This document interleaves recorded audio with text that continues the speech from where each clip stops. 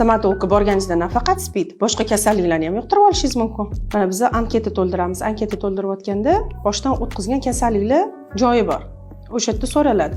Yoshligingizda nima kasal bo'lgansiz? Masalan, suv chechish, qizamur, gepatit hammasi so'raladi. Ayniqsa gepatit B, C lar bekitadi. Spidlikku umuman gapirmasa ham bo'ladi. Umuman yo'q. Men sog'lomman, o'tirib olaman. Lekin уже kresloga o'tirgandan keyin men u narsani juda ham bilaman. Fishkalari bor o'zini. Juda ham zo'r fishkalari bor. Jo'rgitsa qilib urishadi. Ana nimadandir xavotir olgandek, sterilmi, umi, bumi, уже milk sohasini ko'rganingizdagi, og'iz bo'shlig'ini ko'rganingizdan keyin o'zini shunaqangi zo'r fishkalari bor. Har bitta o'zini ustida ishlaydigan mutaxassis bu narsani bitta ko'rishda bilib oladi. O'ziga yetishingiz bilan boshida yo'q, nima deb oz deydi. Mas qabul qilmayman deb aytolmaysiz u payt. Lekin o'zi bilib turibsiz.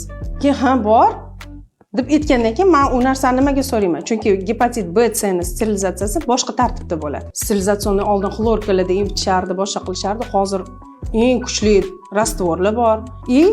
Uni ustiga bemorga xizmat ko'rsatadigan instrumentlarimiz hammasi одноразовый. Men tavsiya qilardim, bu kasalligi bo'lsa, bekitmasdan ochiq oydan ichish kerak va qolganlarning hayotiga xavf solmasligi kerak.